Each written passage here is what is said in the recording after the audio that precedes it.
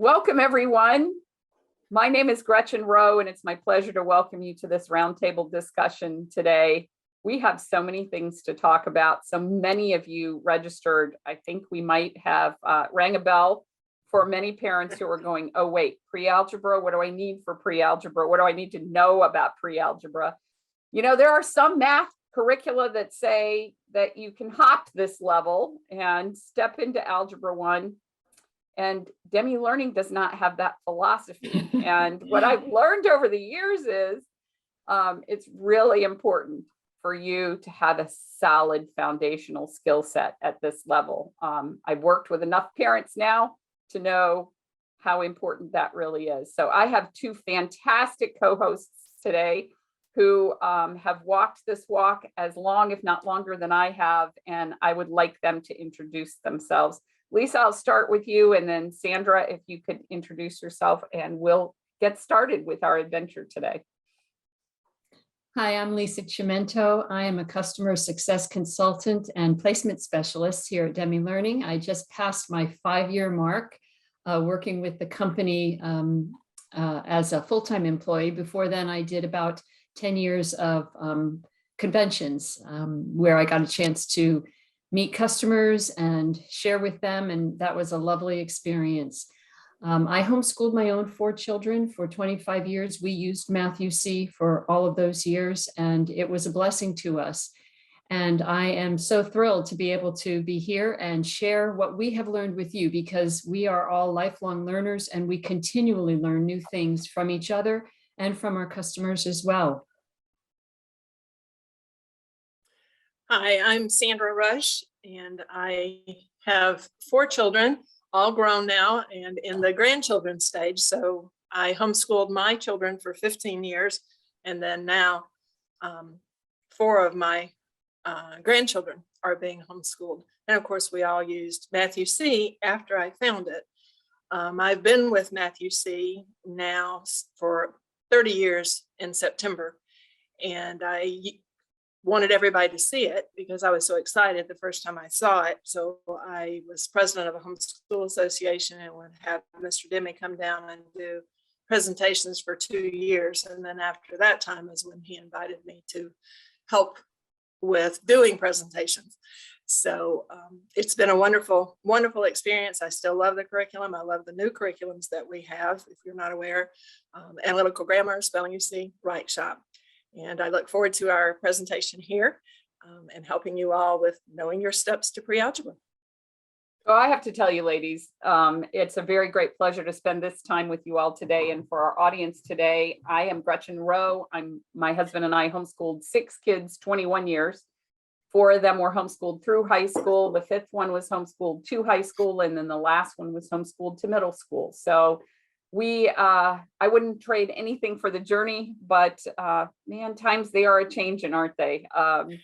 Your children grow up right before your eyes. And I know these 2 ladies can testify to the fact that some of those homeschool days felt like they lasted forever, but the years passed very swiftly. So we have lots of things to talk with you all about today. And I think where I want to begin is, Lisa, with your observation about this is pre-algebra being the level where we have to bring everything from the elementary skill set to bear. So can you elaborate on that a little bit?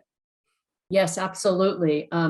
This is going to be a big change for a lot of your adolescents who are entering pre-algebra, especially if they've been pretty quick so far with their math. They catch on quickly, and you're used to, of course, using the mastery approach that we advocate.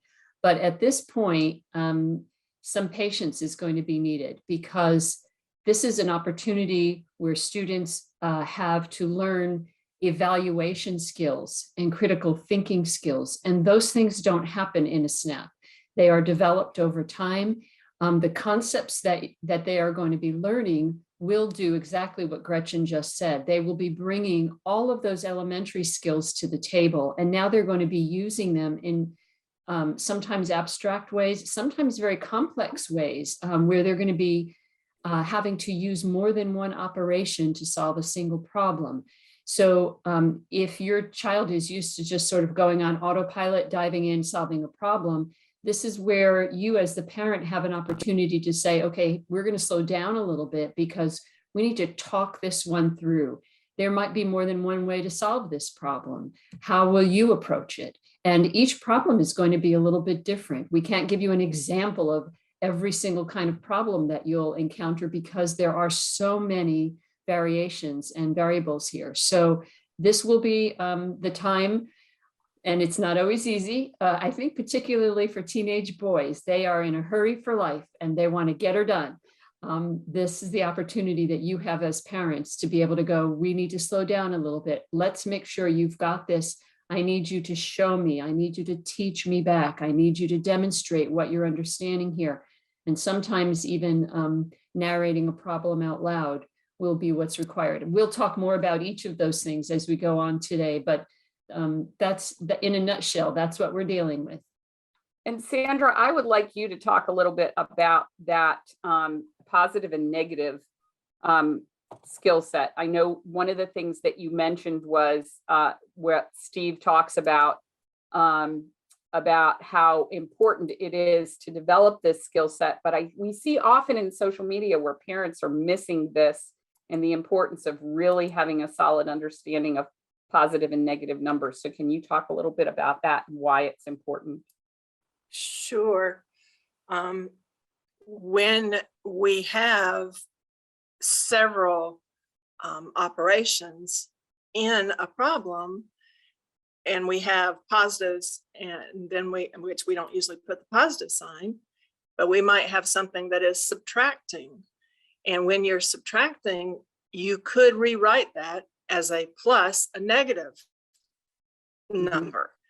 And so then we've got to know what we do with that operation. And if you have multiplication or you have exponents, where the negative sign is very important to pay attention to. Because if you have, let's say, 4 squared, but you have a negative 4 squared, but you have parentheses around the 4, and you have the exponent on the outside of the parentheses, that does mean that we are squaring the 4. But then that negative on the outside of the parentheses means that that's like a -1 that's being multiplied times that 4 squared. So you've got the 4 squared, but in the end, it will end up being a -4 squared. If you had the negative inside the parentheses, you're multiplying a -4 times a -4. So then it would be a +4. So it's important to understand where the negative sign is and what it's telling you. And so again, just remember, anytime you have a -1 before, let's say, or we have a negative before an X, or we have a negative on the outside of the parentheses, that's like we're multiplying times a -1 in the end. I know I've heard Sandra give that advice often. I've heard her give it to families at homeschool conferences. I've listened to her talk about it. And sometimes what happens when we interact with families is we bring our own presuppositions about what is important to the table. And I often say to parents, don't move on from those first 4 lessons in pre-algebra, which are the positive and negative lessons, until your student can absolutely nail those 4 operations with regard to positive and negative numbers. And sometimes parents, I didn't realize how important it was until Matthew C. Helped me understand its importance. So I think it's important for us to let you all know that will be something you want to look out for as you step into this level. Sandra, I wonder if I could impose on you to give your multiplication example now, because I think here it's relevant. This is important for parents to be able to understand. And sometimes we see in social media that parents say, well, my kids didn't really need the manipulatives, or they didn't use the manipulatives. And I think your example shows and highlights for parents why this is so very important stepping into the pre-algebra level. Sure, I'll be glad to do that. I just wanted to insert one more point on the positive negative discussion that we had. It's important that you always use the video lesson as well as the instruction manual. Because if you don't, you'll miss some vital information if you're not using that instruction manual. Because that -1 that I was mentioning is only mentioned in one statement in lesson 4 in the instruction manual. Now, Steve may skim over it in the presentation on the video, but it's laid out only in the instruction manual in that lesson 4. So please be sure that you always utilize both. And what Gretchen is referring to is that I want to show you using the manipulatives all the way through Algebra 1. With this, I could sit here and I could count each of these blocks, 1, 2, 3, 4, up to 9, but that's slow. And in math, we will always want to get faster and faster. And if you count, you slow down. So that's another important point, because we have Algebra 1 students we have to take back sometimes, is we have our supplemental programs called the AIM, the Accelerated Individualized Mastery, for addition and subtraction facts and multiplication facts, because you've got to get those facts mastered. Otherwise, it slows down all the other operations. So we just talked about counting. Then our bridge between addition and multiplication is called skip counting. So I'm going to count the first one on each row. Lisa, would you participate in the presentation this time? And so I'm going to say the first two and you say the third one. So Okay. 1, 2, 3, 4, 5, 6, 7, 8, 9. okay. I'm going to point to mine, but I'm not going to say them, but you say yours. 3, 6,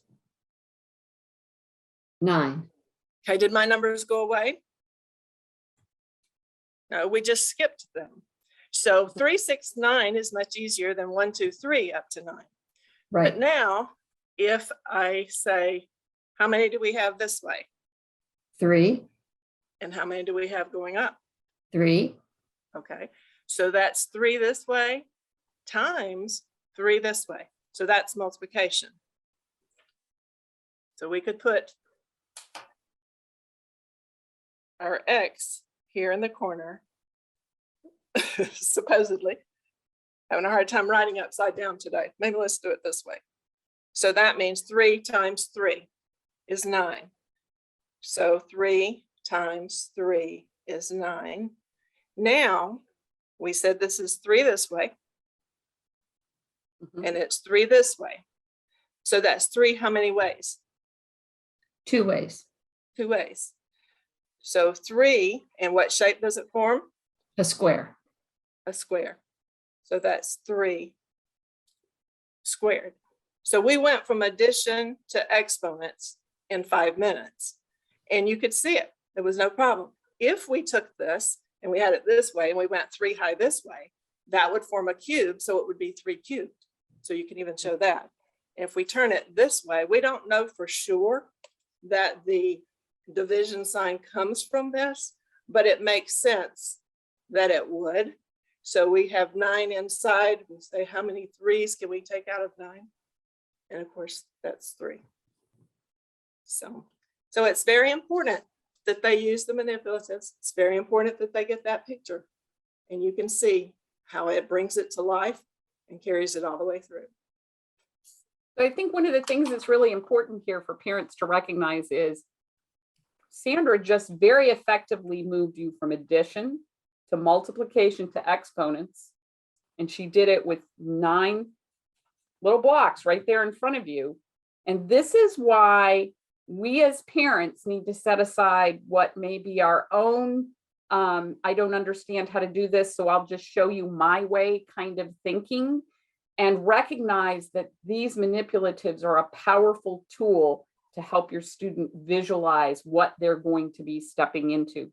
Lisa, I wonder if you would elaborate a little bit on why we had the conversation about you can't just do a one and done with the work pages in the student text. Can you talk a little bit about that?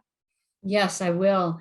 And I mentioned briefly before, for those students who have been able to move pretty quickly through the elementary levels, I know some parents, in following that idea of a mastery approach, they recognize that their child masters a concept pretty quickly, and maybe they don't use all of the workbook pages for that particular lesson. And that's perfectly okay, because Matthew C is not a preset schedule. We don't expect students to just do every page and then move on. This is not about completing a quota of worksheets.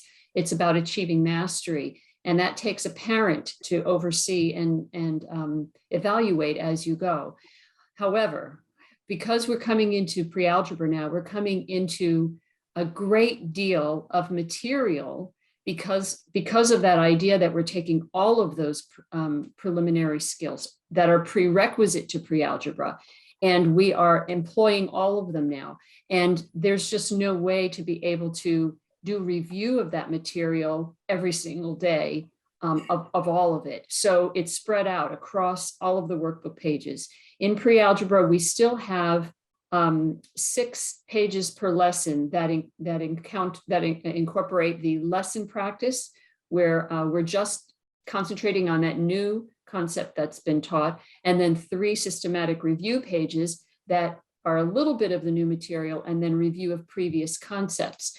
So even if your child were to catch on to a new concept that's been taught very quickly and says, I have this, and they can even teach it back to you, I would say don't go dumping into the next lesson without taking advantage of those review pages, because it will give them the opportunity to continue seeing and working with and engaging with previous material that needs to be continuously reviewed. Math is a lot like a foreign language. If you're not using it regularly, it's very easy to forget it. And if a student just jumps from lesson to lesson without taking advantage of that review material, it's going to be easy to forget some of those earlier concepts that will come into play. I promise you, they will come into play throughout pre-algebra and algebra 1. So staying strong in those review concepts is really, really important. Michelle has asked, so we do all of the review pages, but what about the pages for a current lesson? So can you elaborate a little bit? Yes, certainly. And that's where you might decide that you can skip a page or two. And that's really going to be up to your judgment as the overseeing parent. But one of the things that we really like to stress is the use of the teach back. I know not everybody does it, but I hope that you do. Because there's tremendous advantage in this for both you and your student. Number one, it gives you the opportunity to evaluate your student and know whether or not they're understanding it. For the student, there's tremendous value when we are required to teach something. That material has to be stored in our brain in a particular way so that we can now verbalize our ideas and communicate to another person what we understand.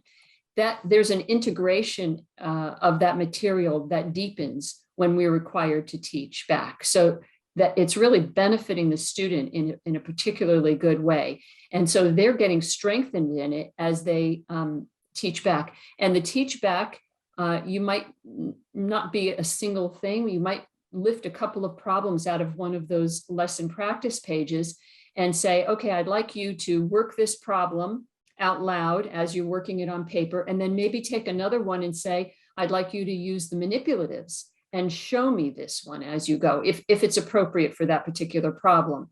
Being able to demonstrate both on paper and with the manipulatives is really, really helpful for the student. And for you, Mom, it's really going to help you know, yes, he's nailed it. If he hasn't nailed it yet, that's fine. Then you've got another 2 practice pages that you can work with until you're seeing consistent proficiency and that opportunity to work towards mastery, because mastery at this level is not just going to happen overnight. Also, I will mention this. I'm really glad Sandra brought up the idea of the instruction manual, because I think it's often overlooked.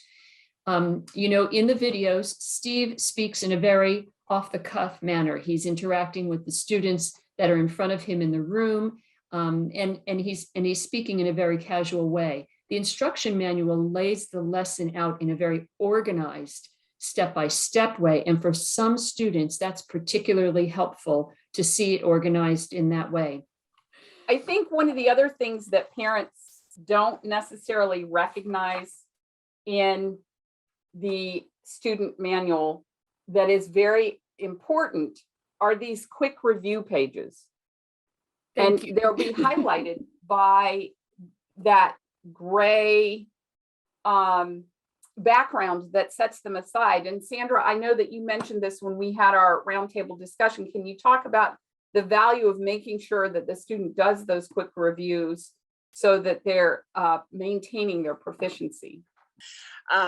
This is very true, because if the students that's the importance of doing the systematic reviews in the regular workbook. But when you get to these quick reviews, it's because we know this is an important concept that needs to be reinforced. And so if they didn't get it in the level that it was actually taught in, this is just giving them an opportunity to review, oh yeah, that's what this is about.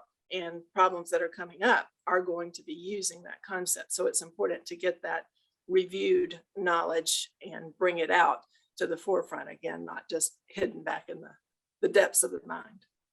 So here's a good tip for you as a parent. How do I form and inform my academic experience through pre-algebra to make sure that my student is doing what they need to do?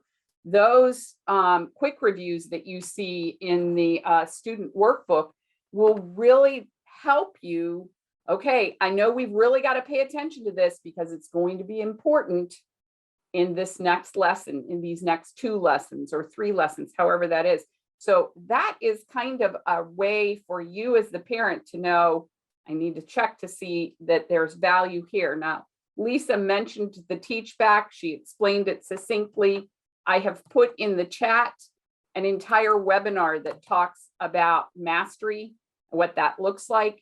If you would like to visit that at your convenience, we'll review that in some depth for you, because I think that's really important for us to be able to do.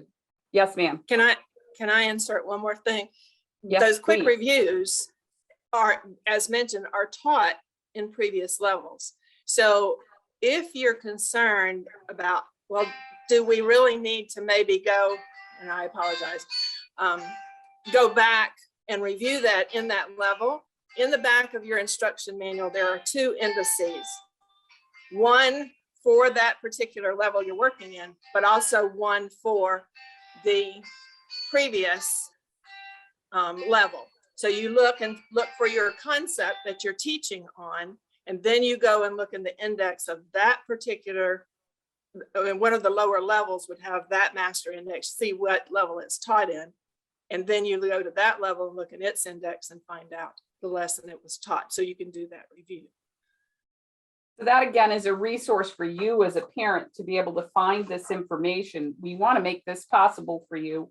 And if you are like I was, I stepped into Math UC at pre-algebra. This is where I began my Math UC journey.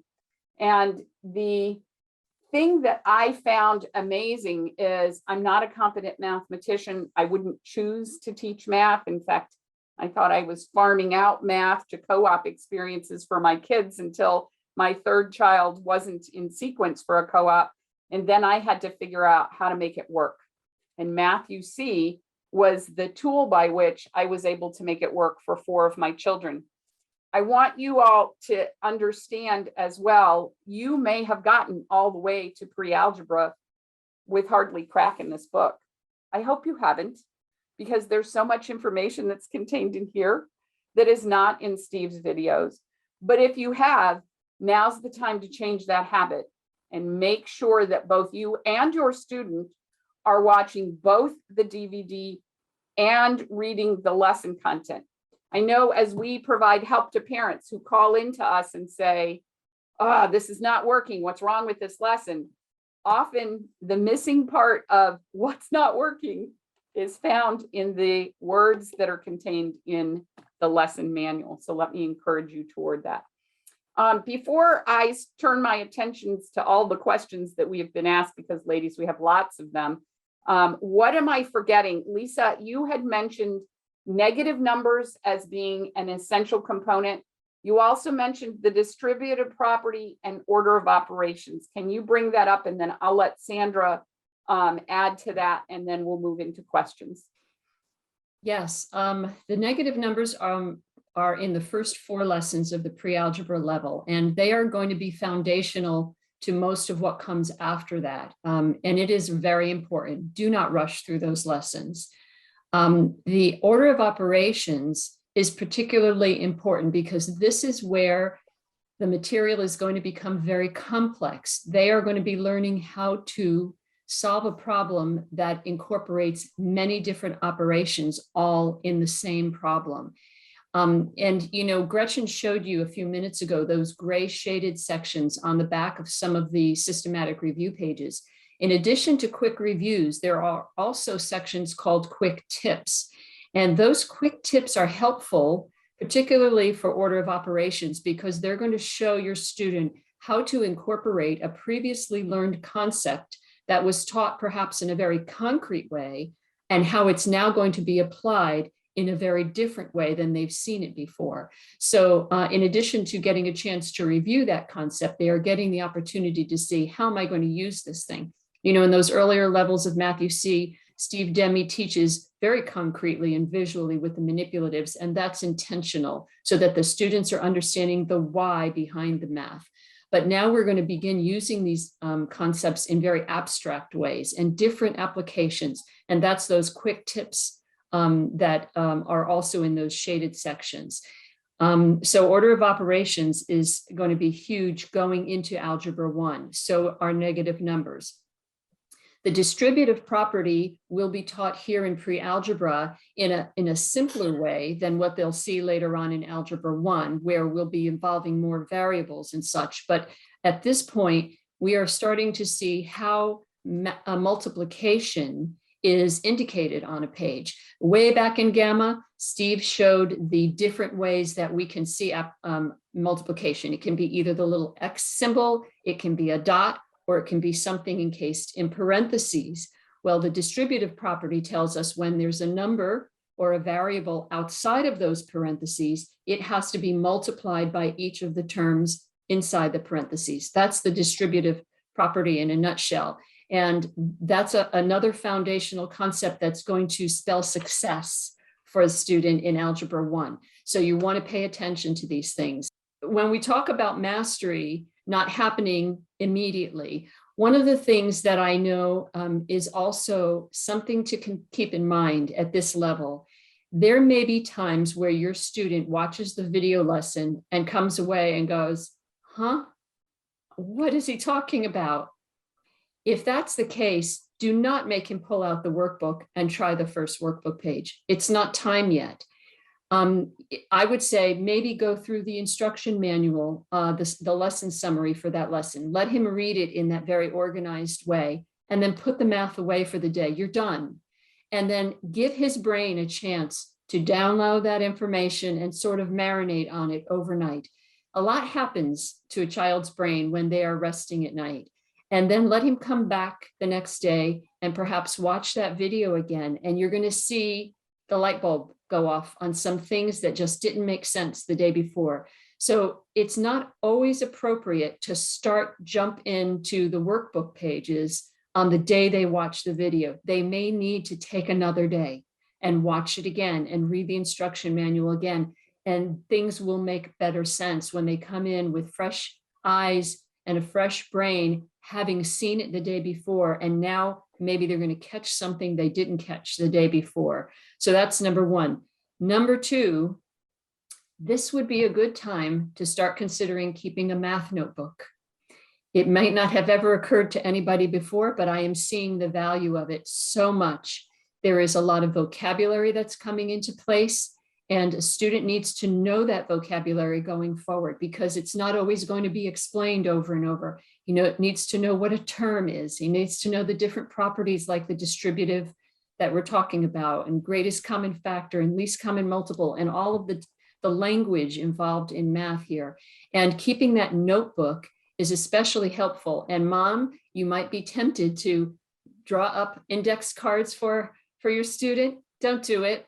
Don't do it. Let them do the writing. When they write it in their own hand, it sticks with them better. And keeping their own notebook gives them something to refer back to whenever they want to check. If they've forgotten something, they may not remember exactly what they wrote, but they will remember having written it.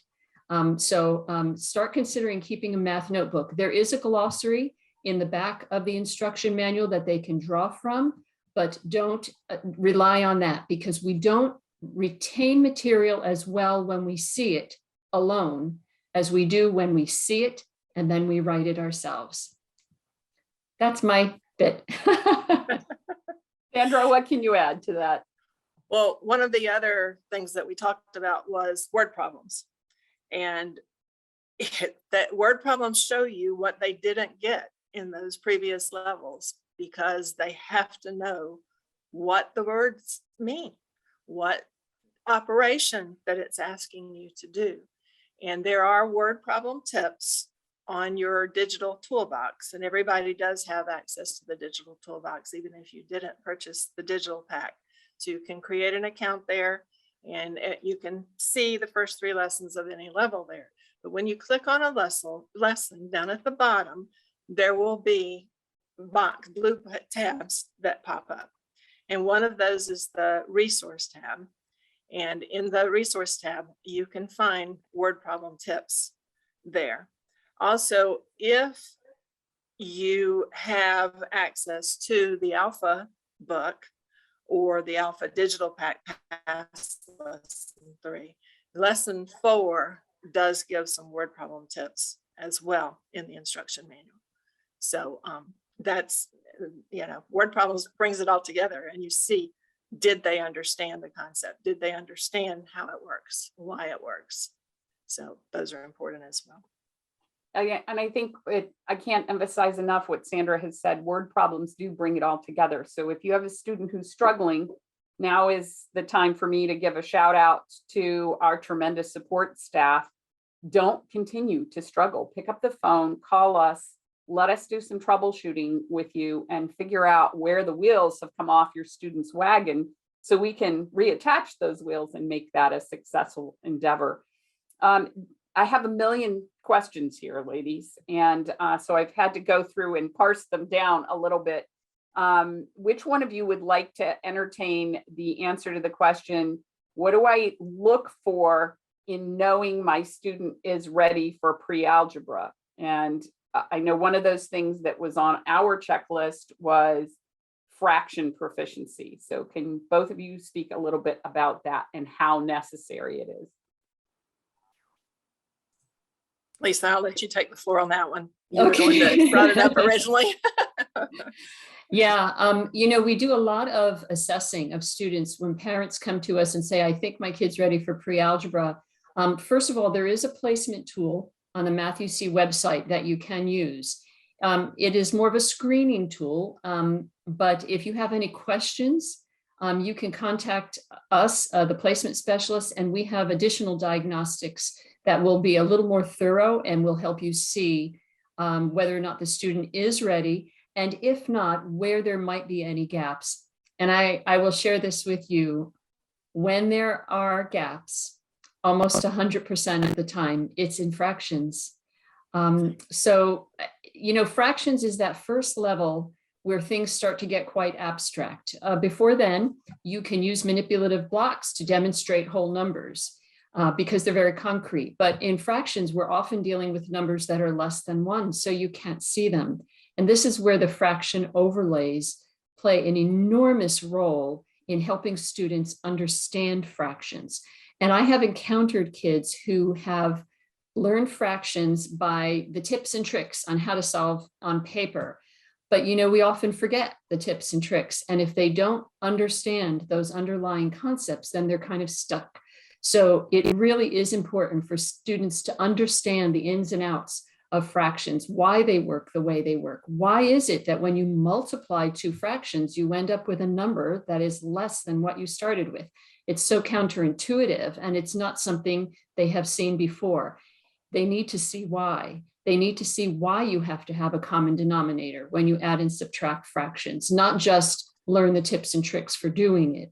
So, I would say if you have any doubts at all that your student is ready for pre-algebra, check out the placement tool and then give us a call if you're still not sure, and we will give you some additional diagnostics, and we can do a pre-algebra readiness assessment. It will help you identify if there are any gaps that need to be filled in. I will say that just from my personal background, and like I mentioned, for 2 years, I had Mr. Demme come and do presentations. And the reason I fell in love with it, I had high 90s on my math all the way through school. So obviously I could do it. But when I saw Mr. Demme do that presentation, especially when he got to fractions, pre-algebra and algebra 1, I kept going, oh, that's why that works that way. So I saw how you can do it, excuse me, out of being a good student and rote memorization, but still not understand why it works. And the manipulatives are what give you that clear picture of understanding. And parents, I am a customer service rep, so I get your calls when they come in. And a lot of times I will have parents, I'll say, are you using the fraction overlays? No, I don't understand those. We just put it away and I just teach them the way I learned it. That's not giving them that understanding. So it's very important that you watch those first lessons showing how the fraction overlays work so you can get that understanding, and you can be delighted in helping your student get that understanding so that they can understand fractions. Because you think about it, when you get to pre-algebra and you get to algebra 1 and you're saying 3/4 x plus 5/5 or 4/5 y, what are you going to do with that? You know, you've got to understand those fractions in the concrete before you get to the abstract. Absolutely. I think you guys are getting some good wisdom here. And I know that several of you, more than a dozen, said, oh, I need to know what I need to know because I'm about ready to step into this. And if you are about ready to step into this, let me also say that this level is so exciting because all that you have put in, now your student begins to synthesize. And so this is an important skill for you to recognize that we're not born synthesizers. We need to learn how to do that. And several of you mentioned the fact that you were concerned about stepping into pre-algebra with someone who processes slowly. I want to encourage you to give that child the time they need to figure it out. And we're never behind when we're part of a homeschool experience because the only person we're standing behind is ourselves. So as parents, we have to allow our children to understand, and we fail to take into account, particularly with boys, because right now, stepping into pre-algebra, you're also stepping into that amazing thing called puberty. And boys don't want to tell you what they're thinking. They don't want to articulate what they're thinking. But you would be amazed at how much just saying the problem out loud from beginning to end. Okay, Sandra's example. I had 3/4 x plus 4/5 y.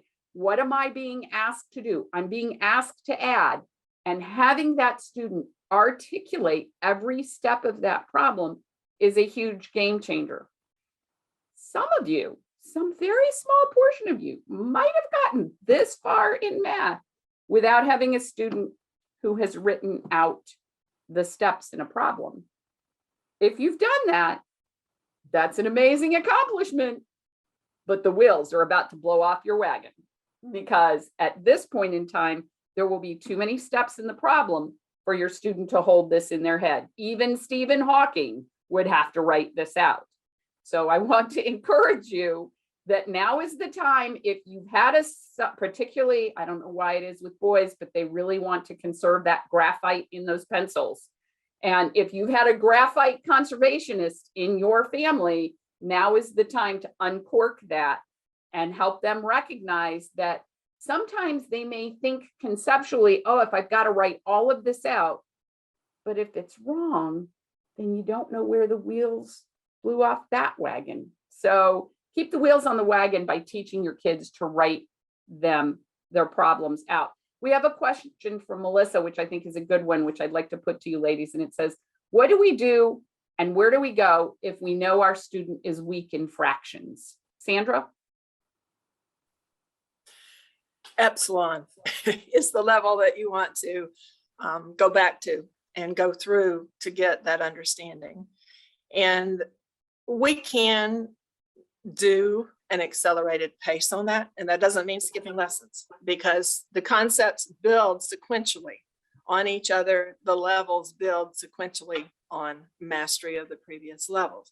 So we want to go through all the lessons, but the accelerated pace email that I have drawn up is just showing you how many pages you want to do and how to break it down so that you can go through a little bit quicker. So don't think that you're behind, because if you don't go back, just like the addition and subtraction facts or the multiplication facts, if you don't go back and get those previous steps and mastery, it's going to slow everything else down. And it's also going to cause the student to lose focus if they come up on something that they don't know how to do because they didn't get it.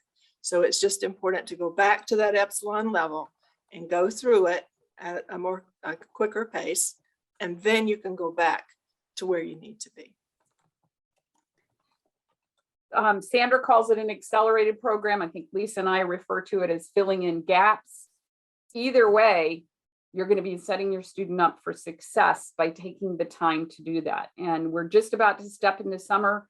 This would be a perfect opportunity for you to be able to assess those gaps. Now, I should also say as an aside, all of us as placement specialists and customer service representatives have dealt with families who've had kids who hit Algebra 1 and it's like hitting a brick wall at 60 miles an hour, and all of a sudden their children can't function.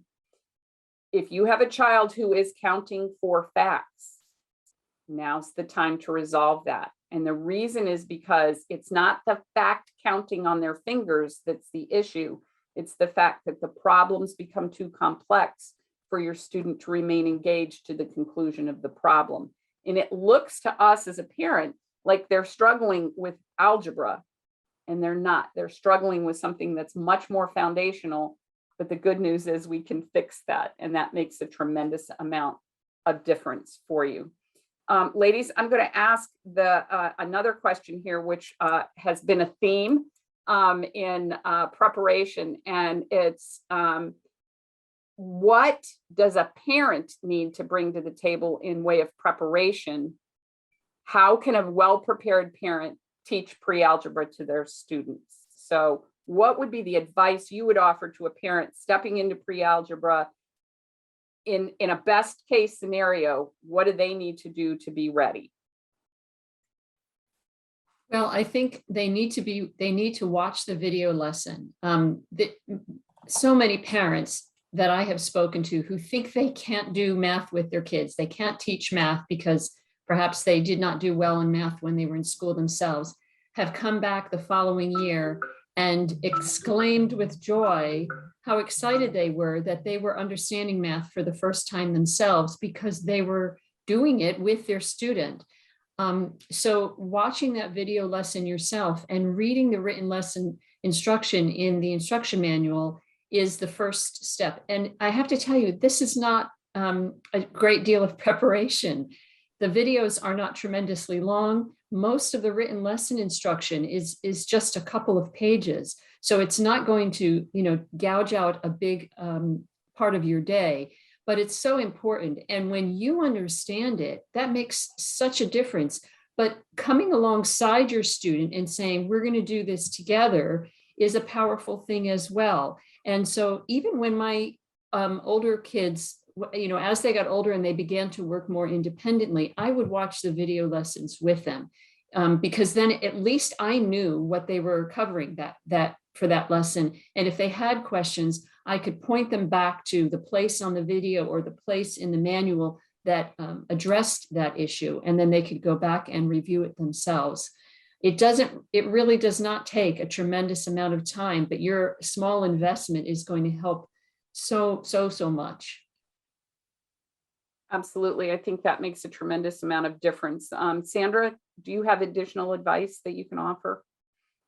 Well, I just want, would you pull out your student workbook or Yes, hold it ma'am.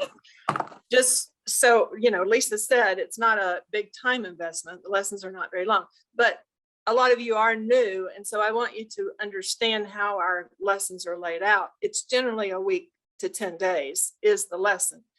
And you will have a couple of pages that say practice on them. And that is practicing that new lesson.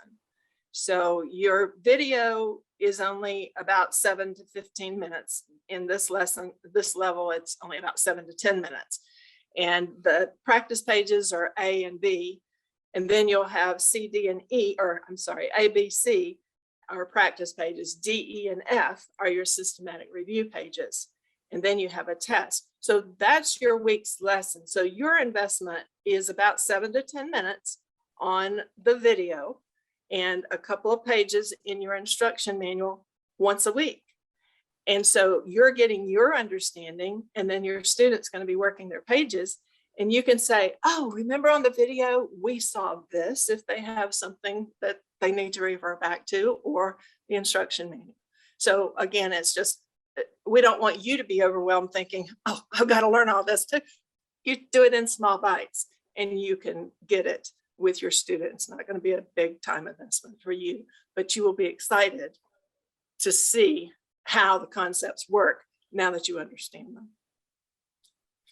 Lisa had mentioned to you all beginning to build a mathematician's notebook, and you will find on these pages these quick tips that will help you begin to craft that mathematician's notebook. Here's a quick review right here on the bottom of a page, and what it is talking about, adding and subtracting fractions with the same denominator. This would be a good time to make sure your student is proficient in the language and vocabulary moving into the pre-algebra lesson. Do they know what a numerator is? Do they know what a denominator is? Do they know what a quotient is? If your student is not proficient, Lisa gave you a very gentle but important tip. This is the time that your student needs to invest the time in figuring out those things. And I know an enormous number of you have students who are very reluctant to put a pencil on a piece of paper. If you can surmount that, remember, this is not a handwriting exercise. This is an opportunity for us to engage in more than one sense, to put the information in the proper space in our head so that we can retrieve it later. So I would really encourage you to let your student begin to build that notebook from their own notes, so that that would be an important skill. I want to also make sure that before we step off this subject of parental preparation, that maybe we address the elephant in the room, and that is maybe you don't feel qualified to teach your children pre-algebra and algebra 1. I was that parent. I was terrified to teach pre-algebra. And in fact, I found my way to Matthew C's pre-algebra because we had failed spectacularly in 2 other curriculum in a single year. And I had a beloved homeschool friend who literally brought Matthew C to my house and put it on my kitchen table and said, this, you will use this. Several of you have posed the question, do I really need pre-algebra if I have a solid foundation in the other materials? And I know that there are curricula out there that would tell you that they're going to catch that pre-algebra skill set in the Algebra 1 experience. I want to quantify for you that Matthew C is not that curriculum. You can't skip pre-algebra and be successful in Algebra 1. And I think we've already said this once, but I think it's important because I just scanned through the 127 questions that were asked, and over 30 of you asked if you could step around pre-algebra and still be prepared for Algebra 1. So I think it's really important for you to understand how vital and important this particular skill set will be to your students' Algebra 1 success. Ladies, I would like you all to think about what are the closing comments. You guys talk to parents on the phone every day. what are the things that you hear over and over again from a parent with a student in pre-algebra that you would encourage them to look out for so that they can be proactive rather than reactive? Lisa, I'll start with you. Yeah, you touched on it briefly a little while ago, and that is the idea of having your student show their work. This is a hot button topic for a lot of families. I had 3 boys and a girl that I homeschooled, and all 3 of my sons gave me grief about showing their work. It just was not something they wanted to do. Some of them were all about, it takes too much time. It's wasting time if I can solve it in my head. Well, the way that I dealt with that was, if you don't show your work and you get that problem wrong, if you had shown your work, you would be able to go back, look through it, and find out at what point the mistake happened. Because remember, we're dealing with problems that are quite a few steps to solve. So we needed to, go through the steps and find out where the error happened. If you are able to identify the error, then you can correct it yourself.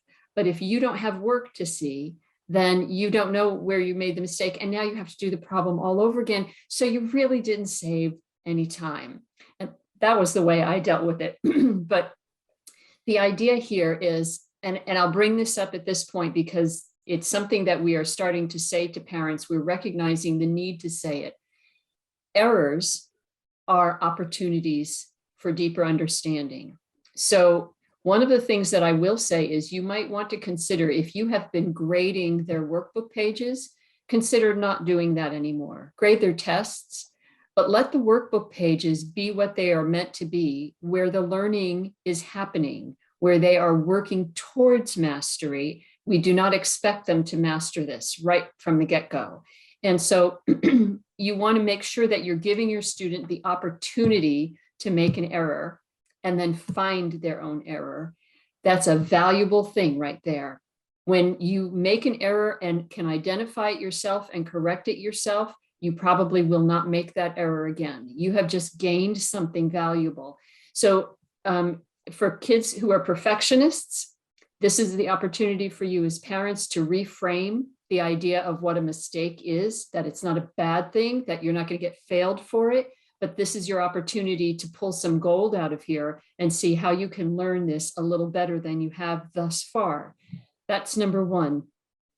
Number 2, the showing of the work is incredibly important because we are bringing so many skills to the table now. It's impossible to hold them all in your head and get them in the right order.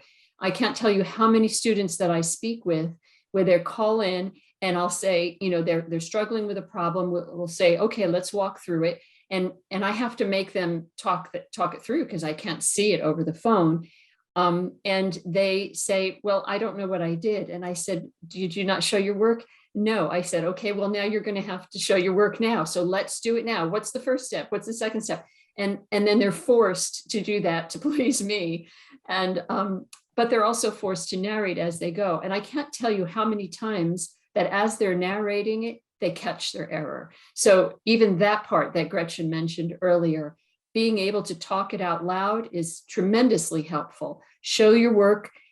If you haven't developed that as a habit now, this is the time to do so, because it's only going to get more abstract and more challenging going forward into Algebra 1 and beyond.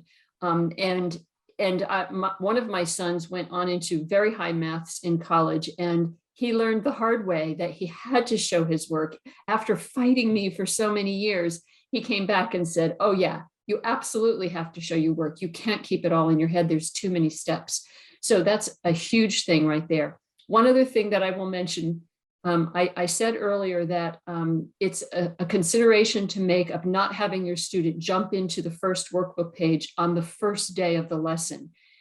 And there's a reason for that beyond the one that I mentioned, where they might not be ready for it. And the other is you're wasting workbook pages. And there are not an unlimited number of extra practice pages in the worksheet generator for pre-algebra, like there were for the other levels. And going forward into Algebra 1, even fewer. So recognize that these workbook pages are valuable pieces of material towards learning, and you don't want to just cavalierly start working through them and using them if the student doesn't understand what they're doing. Give them the time to understand first, and then start giving them the workbook pages to practice on so that you're using them well and not wasting them.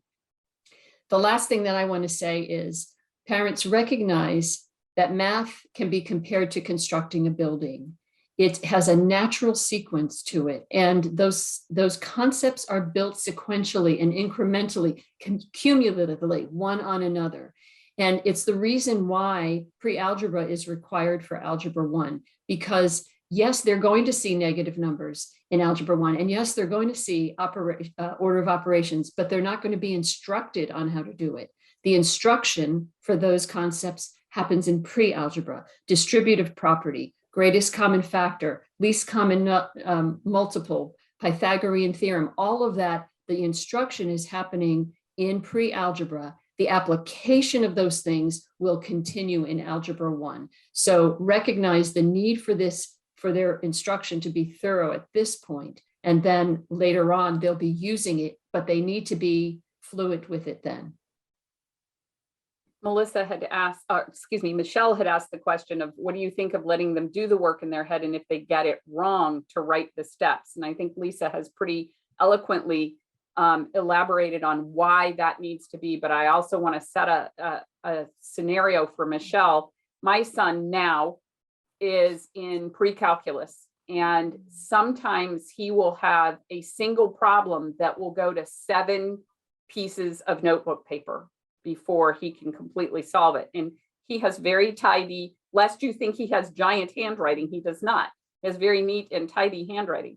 There's no way he could successfully step through a problem that was that many steps if he hadn't learned the discipline of showing his work. So I really want to encourage you that right now is the time that we need to create that discipline in our students. This is a good fight for you to fight with your students now, because it will pay dividends down the road. Sandra, I wonder if you could answer for Melissa the question about what are the honors lessons in pre-algebra and how do they support the learning experience? They continue from the application enrichment pages that we had in the lower levels, if you are familiar with those. They are, and so by the term application and enrichment, you are applying the concept to a real life type situation. And so then you see, did they really get the understanding if they can apply it to a real life type situation? It enriches, as that in term is there as well, it enriches the learning for that lesson as well. And you can complete a pre-algebra experience without doing the honors lessons, but if the goal is to create a confident mathematician, I would encourage you to make sure that you make the honors lessons a part of your child's experience. Wouldn't you say that's correct, Sandra? Oh, yes, definitely. Yeah, if they, if it's a student that's not going to go into in-depth math later on, maybe, and they really struggle with those, you can leave them off. But as we said, it's enriching the lesson. It's enriching their knowledge of those types of problems. So it is important to do them if they're willing to. Just think of the title of the lesson, pre-algebra. It is the transition level that's bringing everything from the concrete of the lower levels and begins to help the student see how you can transition those concepts into more of the abstract. But they still have the opportunity of being able to review those concrete concepts as well and get them more embedded in the brain as well. And that was one of the things that I wanted to say regarding, is it okay if they get the problem right and then only do the writing on the problems that they missed?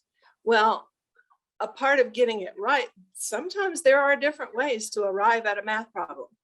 And your student may have done something that caused them to get the right answer, but when they are trying to put it down on paper, it really doesn't flesh out.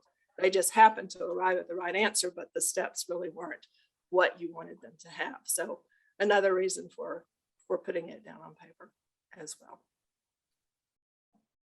Ladies, it's been a pleasure to host this informational event today with you all. We have many more of them coming up. You can find them on the Demme Learning Guild site. I'm looking at my computer over here.